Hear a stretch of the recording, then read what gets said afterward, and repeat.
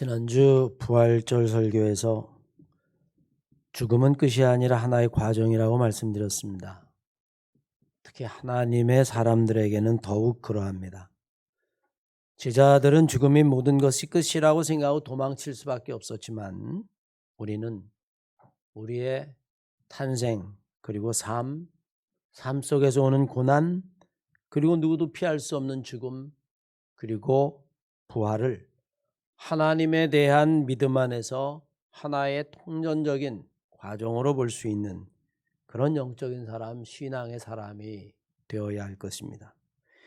이제 부활하신 주님이 제자들에게 나타나셨습니다. 죽음을 이기시고 부활하신 주님은 제자들에게 다시 믿음과 용기, 확신을 심어주셨습니다. 두려워하는 이들에게 평강이 있을지어다 말씀하셨고 의심 있는 자에게는 당신의 못자국을 보여주면서 확신 가운데에 서라고 말씀하십니다.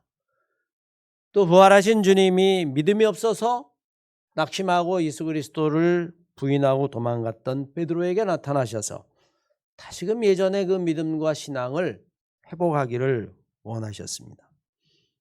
오늘 본문 말씀은 주님이 베드로를 두 번째 부르신 것이다 라고 이야기해도 결코 과언이 아닐 겁니다.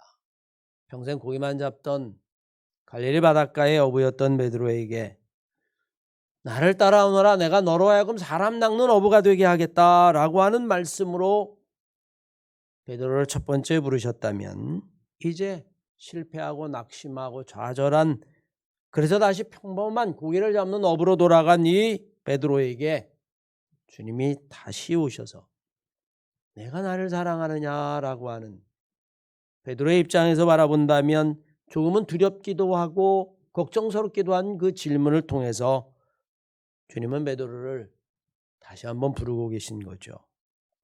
사실 우리는 살면서 여러 가지 이유로 하나님으로부터 멀어질 때가 있습니다. 스스로 시험에 빠지거나 아니면 믿음의 파산자가 되기도 하죠. 교인들에게 시험을 들기도 하고 때로는 자기의 환경이나 여러 가지 조건이 우리들의 믿음을 약하게 하고 때로는 사라지게 할 때도 있습니다. 저 사람이 언제 저렇게 열심을 냈던가라고 하는 것이 의아스러울 정도로 아주 냉담해지는 경우 우리는 보게 됩니다. 사람에게 실망하거나 시험에 들면 인간은 약하기 때문에 누구나 그럴 수 있어요. 저도 신학대학을 졸업하고 전도사였음에도 불구하고 목회를 하지 말아야겠다. 그래서 1년 동안 떠나본 적도 있습니다. 목회의 소명을 접은 거죠. 오늘 베드로가 그렇습니다. 주님의 죽음에 가장 낙담했을 겁니다. 죽음이 와도 절대로 변하지 않을 것이라고 장담했던 베드로였지만 언제 그랬냐는 듯이 나는 예수를 정말로 모릅니다 라고 3번이나 부인하고 주님을 떠납니다. 하지만 우리가 아무리 하나님을 떠난다 할지라도 이런저런 이유로 우리의 신앙을 버린다 할지라도 하나님은 우리를 결코 잊지 않으시죠. 내가 너를 지명하여 불렀나니 너는 내 것이다 라고 말씀하신 그 말씀대로 하나님은 우리를 기억하시고 찾아오시고 부르십니다. 주님은 낙담한 베드로, 절망 가운데 있는 베드로를 잊지 아니하시고 찾아오셨습니다. 그리고 베드로가 다시 회복되기를 원하셨습니다. 그리고 오늘 본문 말씀은 주님이 어떤 방법으로 베드로를 회복시켜 주는지를 보고 있는 겁니다. 주님은 베드로를 처음 부르실 때에 이제 내가 너를 부르는데 너는 이제 더 이상 고기를 잡는 어부가 아니라 지금부터는 사람을 낚는 어부가 되게 하리라 라고 선언하심으로 베드로에게 정말 놀라운 도전을 주었고 새로운 소망을 주었습니다. 여러분 그렇지 않겠어요? 매일 고기만 잡고 어떨 땐 게 지치고 내 평생 그냥 이 바닷가에서 비린내 나는 고기만 잡고 내 인생을 이렇게 고기와 씨름하다 내 인생을 마쳐야 할까? 그런 생각을 한 번쯤 해보았을 텐데 그런 베드로에게 이제는 더 이상 고기가 아니라 사람을 낚는 어부가 되게 하겠다라고 하는 이 이야기야말로 베드로에게는 정말 원대한 꿈이었고 도전이었고 충격이었을 겁니다. 그래, 큰 몇 푼 되지 아니하는 생선 그 고기 몇 마리 잡는 거로 내 인생을 허비할 수는 없지. 이제 내가 정말 사람을 한번 낚는 어부가 되어진다면 그 값어치, 그 꿈과 비전은 어디에도 비교할 수 없을 것이다. 예수 그리스도의 부르심은 베드로에게 새로운 삶과 도전, 비전과 소망을 불러일으키기에 충분했을 겁니다. 그러나 이제 그 원대한 꿈은 죽음이라고 하는 그 두려움 앞에, 고난이라고 하는 십자가 앞에 여지없이 무너져 내리고 말았습니다.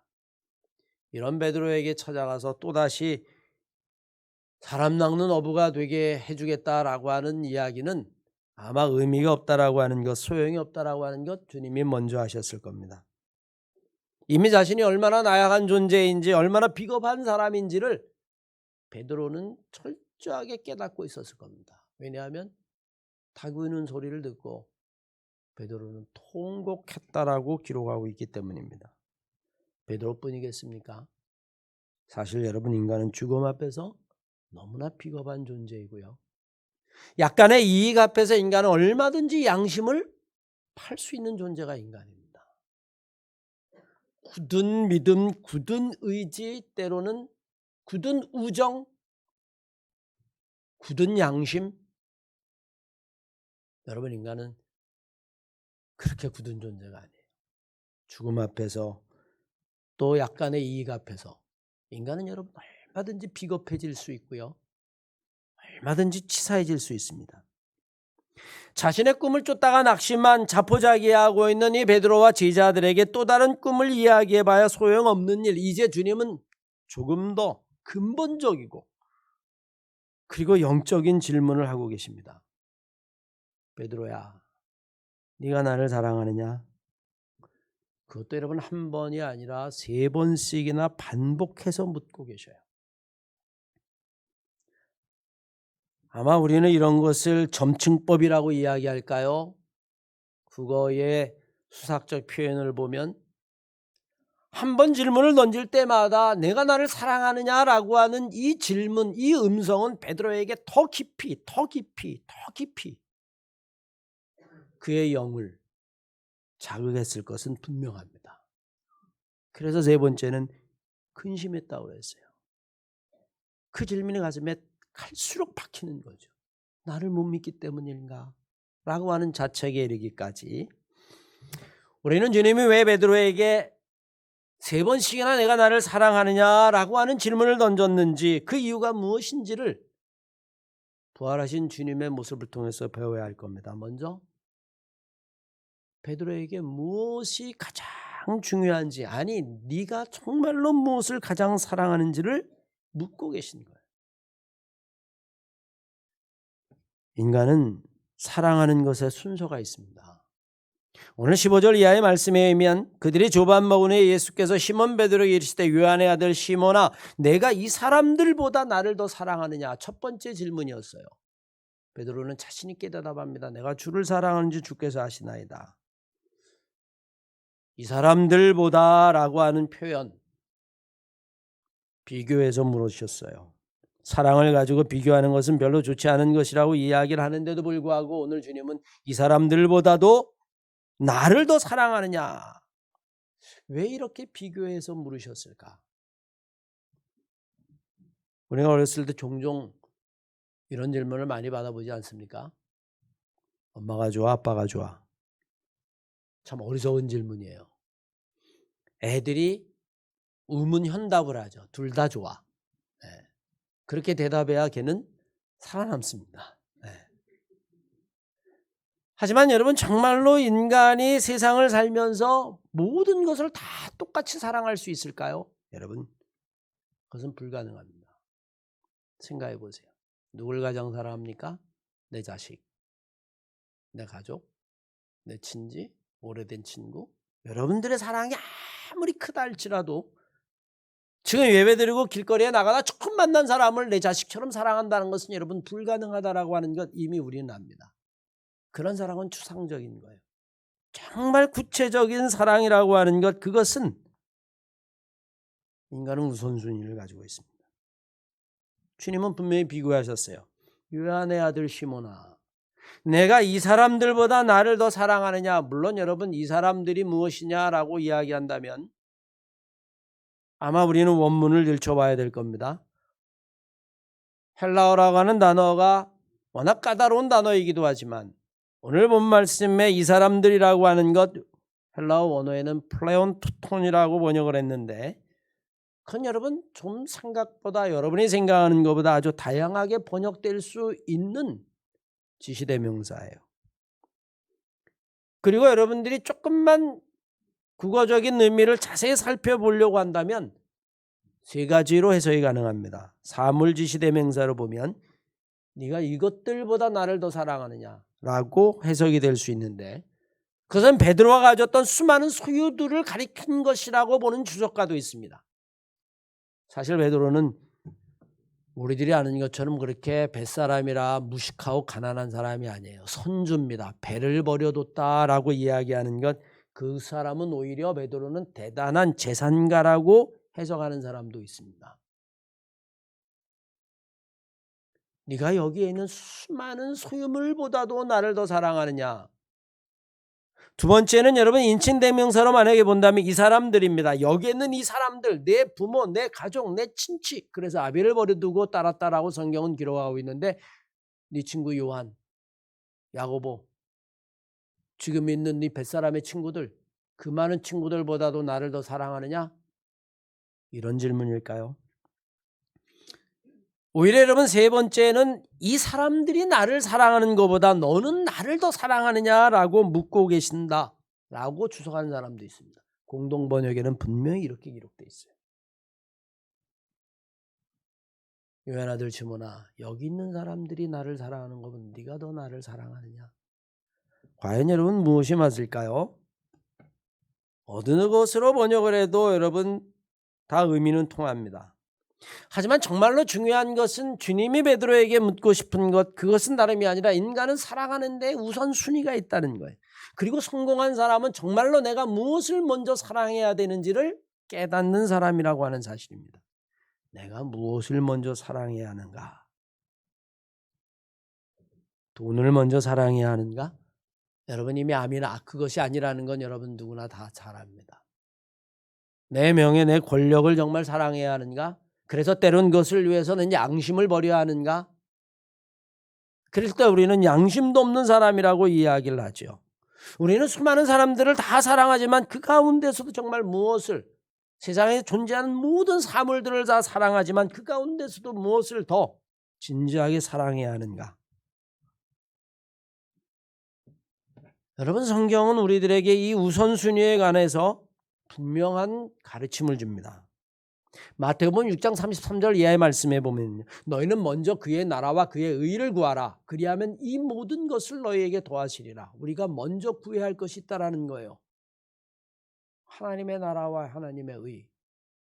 그런데 신앙이 없는 사람이나 아니면 우리가 신앙이 있어도 그것을 잘못 생각하면 우리는 세상에 있는 것들을 다 구하고 나서 그 다음에 하나님의 나라에 하나님의 예배 내가 하고 싶은 거 다 하고 시간이 남으면 여러분 많이 그러지 않습니까? 다 끝나고 제가 한가해지면 제가 목회할 때 여러분 수많은 사람들이 그렇게 이야기했어요. 여선교회에 있는 권사님들이 우리 남편 좀 전도해 주세요. 춘천에서. 만나면 사람 참 좋습니다. 정말. 법 없이 사실 분들이에요. 근데 다 한마디씩 하십니다. 뭐라 하냐. 한가해지면 제가 나갈게요. 뭐라고 이야기합니까? 예, 추수 다 하면 나갈게요. 이거 다 끝내고 나갈게요. 성경은 그렇게 말하지 않습니다. 마태복음 7장 5절 이하의 말씀이면 외식하는 자여 먼저 내 눈에서 들보를 빼어라. 그리고 나서 밝히 보고 내 형제의 눈 속에 있는 티를 빼리라. 여러분 이것은 굉장히 중요한 이야기예요. 먼저 뭘 봐야 돼요? 내 허물을 봐야. 그래야 모든 것이 바로잡히고 그 다음에 다른 사람의 눈에 있는 티끌도 보아야 되는데 우리가 지금 사는 세상은 그렇지 않아요. 내 안에 들보가 있어도 안 봅니다. 그런데 남의 눈에 있는 티끌은 심서봉대하죠. 오늘날 세상이 이렇게 엉망인 이유가 바로 당신 때문이야. 나는 아무 문제 없어. 그런 세상은 여러분 지옥이 되는 겁니다. 그건 가정에서도 마찬가지 아닐까요? 부부 사이에도 여러분 마찬가지겠죠. 우리는 세상을 살면서 정말 무엇을 가장 먼저 해야 하는가? 가장 먼저 돈을 벌어야 하는가? 가장 먼저 출세를 해야 하는가? 아니면 가장 먼저 무엇을 해야 하는가라고 하는 질문은 늘 받아요. 굳이 여러분, 제가 설교 시간에 몇 번 이야기해서 스티브 잡스를 이야기하지 않아도 그런 수많은 재산을 가지고도 마지막 순간에 남겨놓은 글과 유언들을 보면 내 인생은 실패한 사람이다. 나에겐 수많은 재산과 수많은 명예가 있지만 나는 정말 제대로 인생을 산 사람이 아니다. 내 인생은 파탄난 것이다. 여러분들은 제발 그러지 마라. 사랑하며 살라. 인간이 죽을 때 가져갈 수 있는 마지막은 사랑하는 사람들과의 아름다운 사랑의 기억 위에 무엇을 가져갈 수 있겠느냐? 수많은 재산들, 그것을 당신이 가져갈 수 있다고 생각하느냐? 오늘 본 말씀에 네가 다른 것들보다 나를 더 사랑하느냐라고 하는 그 의미는 정말로 무엇을 먼저 사랑해야 되는지를 가르쳐주고 있다라고 하는 사실입니다. 그런데 여러분, 주님은 한 번의 질문으로 끝내지 않으셨어요. 또 묻습니다. 유한의 아들 시몬아, 내가 정말 나를 사랑하느냐? 베드로가 대답하죠. 주를 사랑하나이다. 여러분, 왜 두 번씩 세 번씩 물으실까요? 하나님의 부르심에는 오직 사랑으로만 응답할 수 있다라고 하는 사실을 베드로가 깨닫기를 원하셨기 때문에 그렇습니다. 우리는 종종 하나님이 부르실 때에 내가 할 수 있습니다. 제가 하겠습니다. 내 의지와 결심들, 내 능력들, 이거로 우리는 하나님의 소명을 받을 수 있고 주님을 따를 수 있다라고 생각합니다. 베드로가 그랬어요.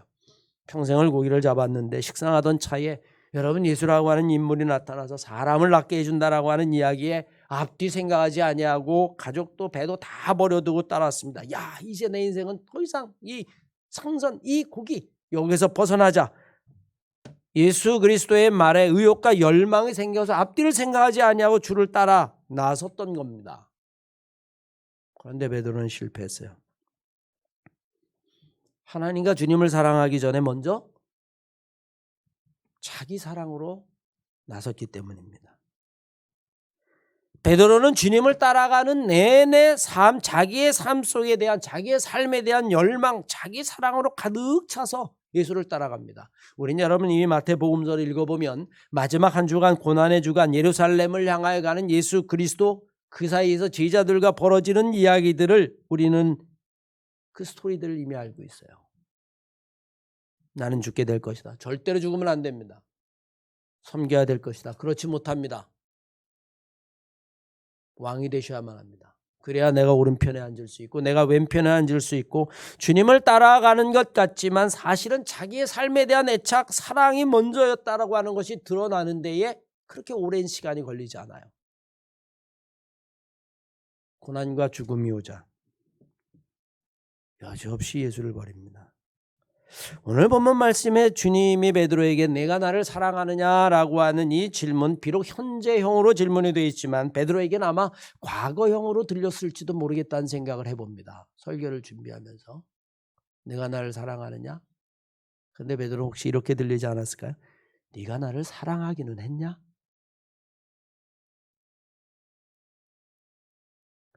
네가 나를 사랑했었냐? 버리고 도망가는 것, 그것이 사랑이냐? 여러분 아마 이 베드로에게는 현재와 과거가 막 뒤섞여 있었을 겁니다. 그의 감정은 적어도 그랬을 거예요. 네가 나를 사랑하느냐? 사랑했었냐고 물으시는 걸까? 하나님의 부르심과 소명에는 여러분 사랑이 없으면 안 된다라고 하는 걸 가리키는 것이죠. 왜 세 번씩이나 물으신 걸까요? 인생의 마지막에는 오직 사랑만 남는다라고 하는 사실을 주님은 가르쳐 주기를 원했습니다. 주님이 제자들의 초유의 만찬 그것을 하시면서 제자들의 발을 씻겨 주셨어요. 그리고 제자들에게 마지막 당부의 말씀을 주십니다. 뭐라고 주시는지 아십니까? 내가 너희들에게 새 계명을 준다. 구약에 있는 모든 계명들, 토라, 율법, 호크마 다 좋다. 그러나 내가 너희들에게 새 계명을 주노니 너희는 서로 사랑하라. 내가 너희를 사랑하는 것 같이 너희도 서로 사랑하라. 그게 주님이 마지막 제자들과 만찬에 주신 내용이죠. 사실 주님이 제자들에게 수많은 비유의 말씀, 천국의 말씀, 슬기로운 여자의 말씀, 슬기로운 처녀들의 말씀, 달란트의 비유, 여러분 많은 이야기를 주신 것 같고 그것이 우리들에게는 정말 지혜의 말씀으로 남아 세상을 살아가는 데는 작은 지혜들이 될 수 있을지 모르지만 우리는 정말 중요한 것 하나를 잊어서는 안 돼요. 주님의 모든 그 가르침이 딱 한 곳을 향하여 수렴되고 있다는 사실을 알아야만 합니다. 나무를 보고 숲을 보지 못하는 그런 눈을 범해서는 안 된다는 거죠. 그 많은 지혜가, 그 많은 깨달음의 말씀이 딱 한 군데를 수렴하고 있어요. 여러분 그게 뭡니까? 사랑이죠. 서기관에서 묻습니다. 율법 가운데 정말 큰 게 뭡니까? 주님은 주저하지 아니하고 대답하시죠. 예수께서 대답하시되 첫째는 이것이니 이스라엘아 들으라. 주곧 우리 하나님은 유일한 주시라. 내 마음을 다하고 목숨을 다하고 뜻을 다하여 내 하나님 주 너희 하나님을 사랑하라. 두 번째는 똑같다. 내 이웃을 내 몸같이 사랑하라. 이것보다 더 큰 계명은 없고 이것을 이루면 모든 율법은 다 끝난 것이다. 하나님 사랑하라고 율법을 만든 것뿐이다. 이웃들을 사랑하라고 계명을 만든 것뿐이다. 그런 의미로 우리에게 주신 것이죠. 주님 왜 똑같은 질문을 3번씩이나 하셨을까요?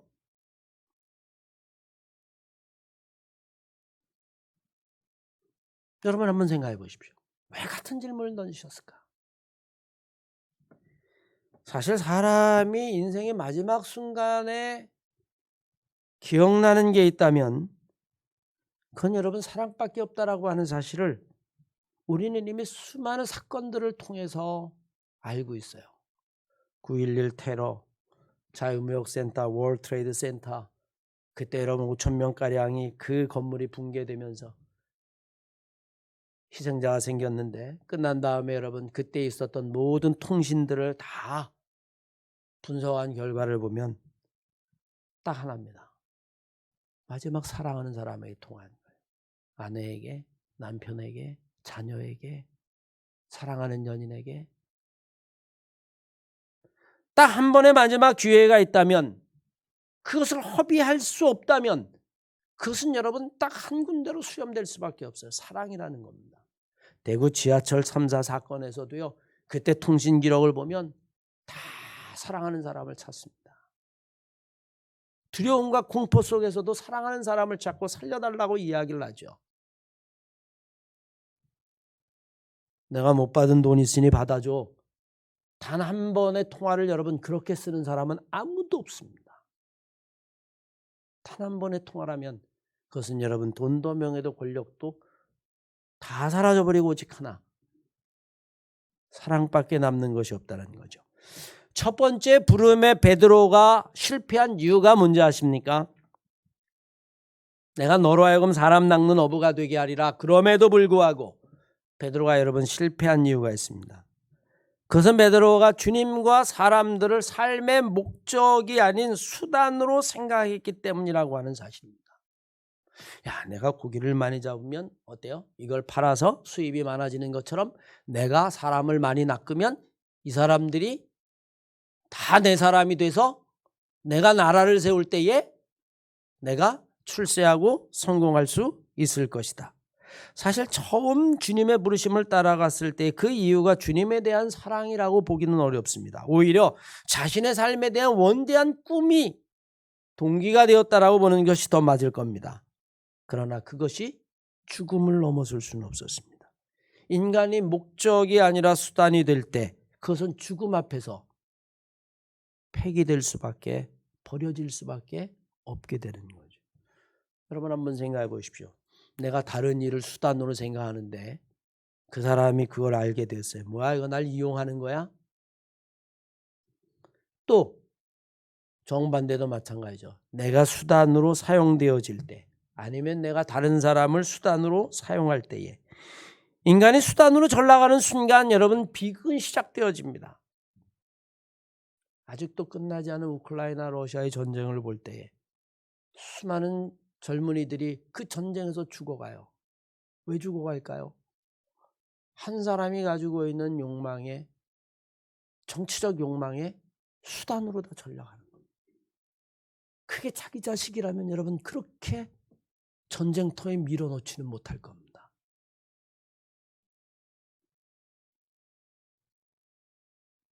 어떻게 여러분 수많은 젊은이들 전쟁터에 밀어넣겠어요? 수단일 뿐입니다. 수단일 뿐이에요. 오늘 본문 말씀에 주님이 또 묻고 계시죠. 세 번째 묻습니다. 정말로 네가 나를 사랑하느냐라고 하는 이야기에 베드로가 근심하며 대답합니다. 내가 주를 사랑하는 주께서 하시나이다. 그때 여러분 주님이 베드로에게 이렇게 말씀하시죠. 내 양을 먹이라. 양을 먹일 수 있다라고 하는 것, 그것은 오직 사랑이 아니면 안 된다라고 하는 이야기입니다. 주님은 실패하고 낙심한 베드로에게 그 실패의 이유를 어쩌면 암묵적으로 설명하고 계신지도 몰라요. 베드로야, 네가 왜 사람 낚는 어부가 못됐는 줄 아느냐? 네가 정말로 사랑을 모르기 때문이다. 사랑하지 않았기 때문이다. 주님의 방법을 가르쳐 계신 거죠. 사람을 낚는 어부가 되어봐야 그 낚은 사람들이 그저 너의 꿈을 이루기 위한 수단이라면 결국에 너는 실패할 것이다. 주님이 부활로 이제 수많은 사람들이 모이게 되었는데 그들을 돌봐야 한다면 무엇으로 돌봐야 할까요? 그것은 오직 사랑밖에 없다. 그들이 너의 수단이 되어서는 안 된다. 그들은 너의 삶의 목적이 되어야 한다라고 하는 이야기죠. 여러분, 사람이 수단이 아니라 목적이 되기 위한 방법은 딱 하나의 방법밖에 없어요. 그게 뭔지 아십니까? 사랑하는 것밖에 없습니다. 내가 정말로 이 세상에서 필요한 사람인가 무엇으로 느낄 수 있을까요? 그것은 내가 사랑을 받을 때뿐입니다. 돈을 아무리 많이 받아도요,